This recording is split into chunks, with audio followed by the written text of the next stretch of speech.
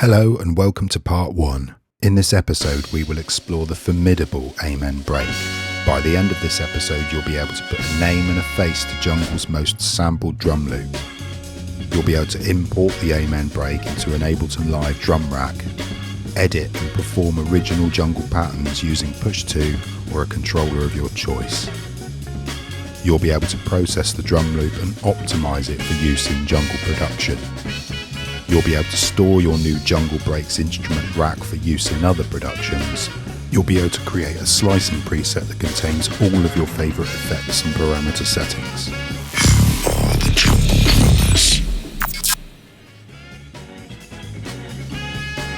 Let's dive in. You're listening to a song called Amen Brother, the B-side of the Winston's 1969 single Colour Him Father. The song was written in Washington DC by bandleader Richard Spencer, engineered by Rodney Mills and produced by Don Carroll at Lefevre Studios in Atlanta, Georgia. Colour Him Father became a top 10 R&B hit and won a Grammy Award. However, Amen Brother, the B-side, wasn't anywhere near as popular at the time. The section of this track we'll be focusing on is a 6-second drum loop improvised by the drummer Gregory Coleman, and it goes like this. The original track is around 138 BPM. If we speed the break up by 37 BPM, pitch it up, slice it up and drop it in a drum rack, it forms the basis of one of Britain's most influential genres, the punk of electronic music.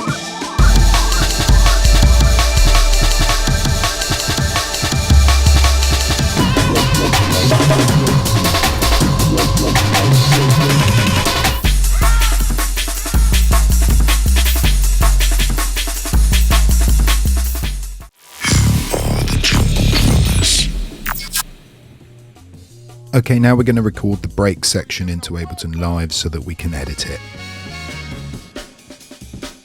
First we need to choose a start point. Locate the transient marker on the downbeat and set it as the start point. Do the same again for the end point, making sure that you crop it right up against the following downbeat. Now crop the sample. Now we're going to give our new clip a name.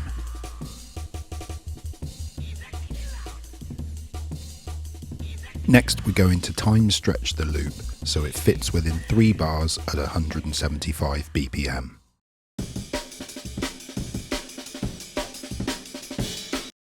Now we're able to take a close look at the drum break and compare its timing to the grid in live. We can see that despite the duration of the beat being correct, the individual beats are not always tied to the grid. For slower tempos, a degree of timing deviation can add character to the rhythm. It's also important to note that not all timing deviation is intentional or useful.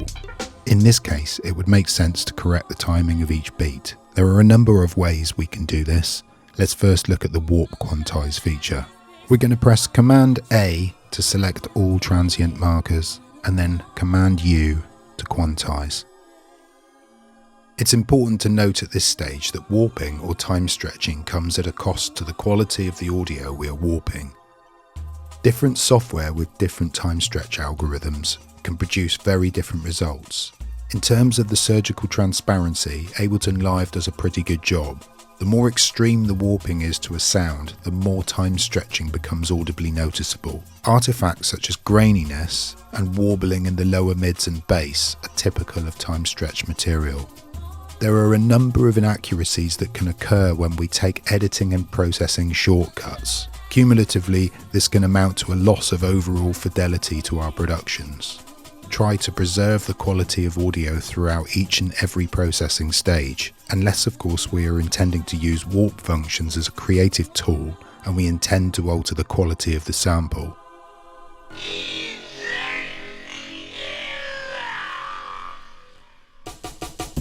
It's a quick fix for drums, but at a loss of transients. Let's take a listen to the different warp algorithms.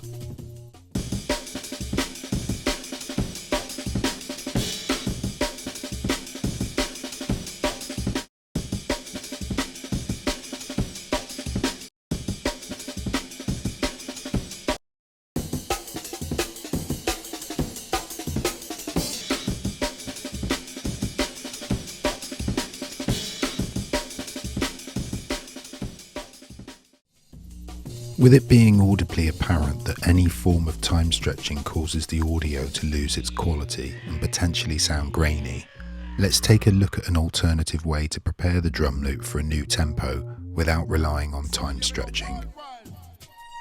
As discussed earlier, Live has analysed the audio and placed a transient marker on the peaks above a certain amplitude. We can use these transient markers to perform a process called slice to MIDI, which will slice the sample at each transient marker all the way up to the following transient marker and place it on a consecutive pad in the Live drum rack. We're going to create one slice per transient. If we keep the slicing preset as built in, it means Live will use a preset drum rack to slice the audio to. The problem with this is the drum rack won't be optimised in quite the way we might want. Let's quickly make our own slicing preset that contains the functions that we want. First, we're going to add a drum rack, and then we're going to add simpler to one of the drum rack's pads. Switch it to one shot, turn off snap, and change to filter. Then we're going to add some macros. We're going to map filter frequency cutoff to macro 1, resonance to macro 2, drive to macro 3. Now let's map fade in and fade out to macro 5 and 6. Let's map the transpose parameter to macro 7. And finally, let's map volume to macro 8. Now what we're going to do is look at adding some bus effects within the rack itself. Enable the send and returns in the drum rack and then drag and drop a reverb plugin into the return chains list. You can add multiple effects to the return chains list if you want to. For the time being, we're just going to stick with reverb. I'm going to make some adjustments to the parameters of the reverb that I think are suitable for drums. It's entirely up to you what you want to do with the reverb. Lastly, enable the input-output section and choose choke group 1. Now we're ready to create our drum rack slicing preset. Navigate to user library, drag and drop your drum rack into the slicing folder within the defaults folder in your user library, give it a name, and you've just created a slicing preset. Okay, just to recap, we're working with the Amen break at 138.7 BPM, its original tempo, and we're going to slice to new MIDI track. Despite the clip having warp mode switched on, at this point we've not stretched or compressed the timing at all. This means the sound quality of the recording hasn't changed, and we're just using warp mode to define our transient markers. We're going to create one slice per transient. We're going to select our new slicing preset that we've created, and we're going to turn off preserved warped timing. This will now create a brand new drum rack containing all of the parameter settings we defined when we created our slicing preset, and now you can see it reflects across all simplers within the drum rack. Here's our drum rack playing a successfully sliced Amen break. Now let's select all of these notes and quantize them to the grid. As a result of quantizing each slice to the grid and preserving audio quality by not using warp mode, we've introduced gaps between the ends and the beginnings of each slice. This will be rectified later when we increase the tempo, as all the slices will be brought together. We can't always rely on Ableton Live to put a transient marker exactly where we need it. Much of the character of drums comes from the transient as well as the body and the tail. It's for this reason we should manually check the start and end points just to ensure that they are in exactly the right place. Okay, let's take a look at what we've got so far. So we've topped and tailed each slice to negate any potential clicks and pops. We've quantized the MIDI so it plays back the slices tight to the grid, and we've ramped it up to 175 BPM. Okay, so you may have noticed that the Amen break feels a little right heavy in terms of spatial balance. We can easily rectify this with some panning adjustment in the drum rack itself. I feel a good balance is roughly around -10 on the panning dial, that's 10 to the left. And then copy that value to siblings. For the experts, you may have noticed the difference in peak and RMS levels between the left and right side. Okay, so let's drop the transposition down to the original pitch and look at an alternative way to pitch up the Amen using automated pitch bend. This way we're able to raise and lower the pitch of the amen more smoothly than with transpose, as there are more increments between each semitone.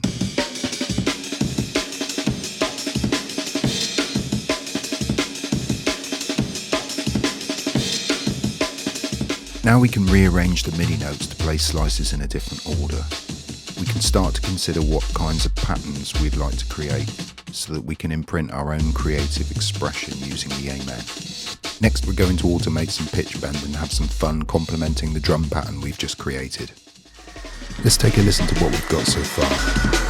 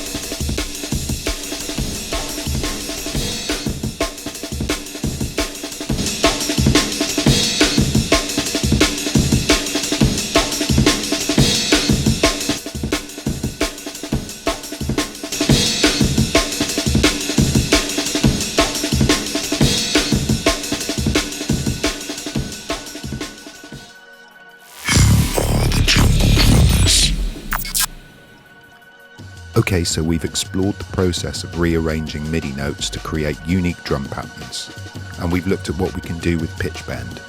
I'd like to introduce you to another technique that can not only be used by placing notes in the MIDI clip, but also performed using push or another controller of your choice. Creating beats using MIDI is one of the simplest ways to achieve great results. But what if we wanted to perform the beats in using finger drumming? Our current amen break is chopped into 34 slices for just 3 bars and 24 slices for 2 bars. The slices comprise a mixture of 8ths and 16th notes.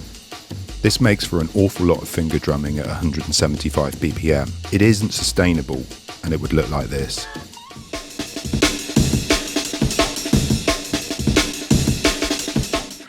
Learning to perform musical content in your tracks can open up an entirely new world of opportunities. Firstly, we undoubtedly feel more connected to our music if we're physically and creatively expressing our impulsive musical ideas in real time. This is ultimately the connection musicians and instrumentalists have with music through tactile engagement. Secondly, we become live performers with the option to perform at events that expect more than a DJ set.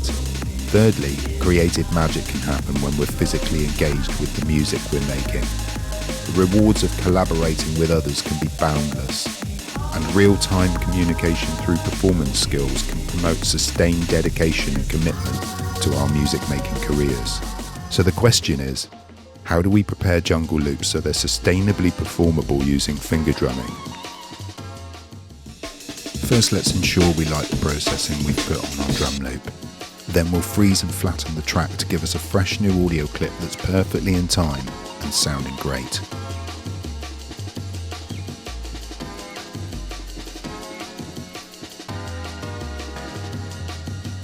It's fabulous of Ableton Live to give us this tail, but we don't really need it for what we're going to use this loop for. Let's give it a quick listen.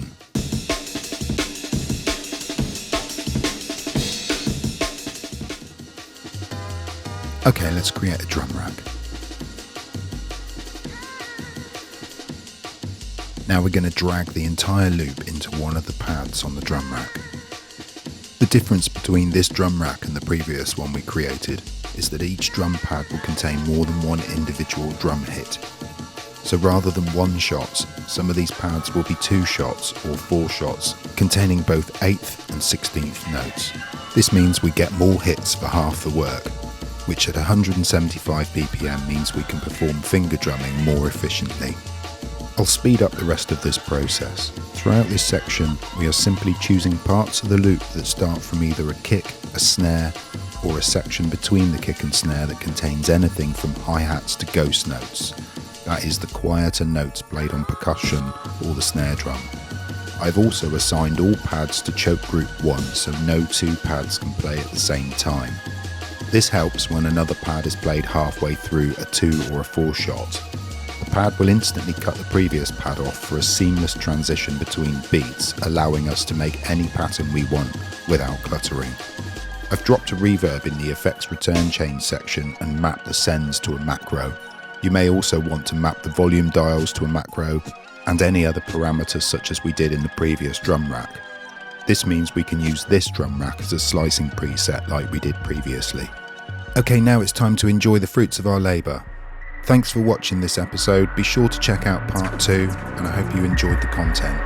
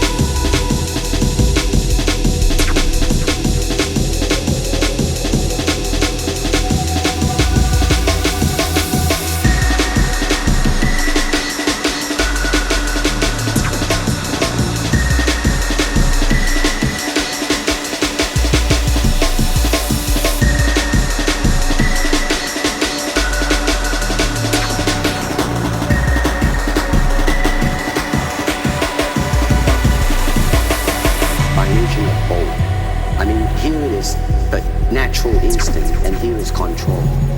You are to combine the two in harmony. Not if you have one to the extreme, you will be very unscientific. If you have another to the extreme, you become all of a sudden a mechanical man.